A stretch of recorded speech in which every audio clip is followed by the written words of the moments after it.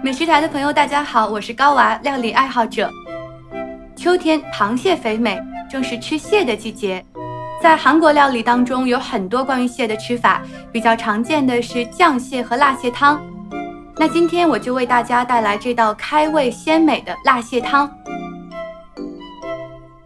我们今天就选用梭子蟹来作为它的主菜，我们可以根据时令来选择食材。今天也为大家带来2个可以挑选到新鲜梭子蟹的小窍门。首先第一个呢，我们是拿起这个螃蟹，可以敲敲它的蟹壳，捏捏它的腹部，确保它是坚硬的，摸起来也比较饱满，这样的螃蟹就很新鲜。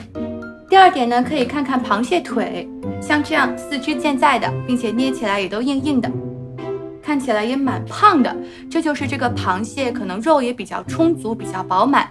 挑选好新鲜的梭子蟹之后呢，我们就要清洗梭子蟹了。首先我们把梭子蟹的蟹鳍翻开，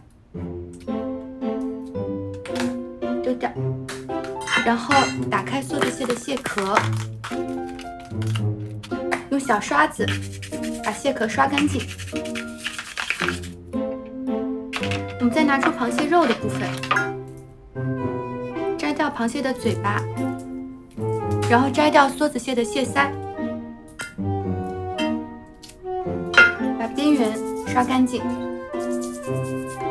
蟹腮底下的缝里面一般会有很多泥巴，还有蟹鳍后面的缝。洗好的梭子蟹呢，我们用剪刀将蟹肉部分1分为2，备用。现在为大家介绍一下辣蟹汤的配料。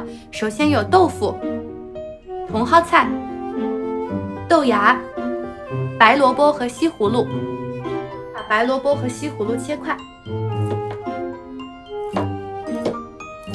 食材准备好了，现在我们就可以来煮辣蟹汤。首先汤锅倒入凉水，放入白萝卜，开火，放1勺韩式大酱。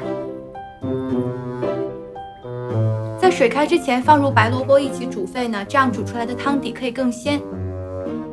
等汤底煮开，我们在等汤底煮开的间隙，可以来调制辣蟹汤的调料。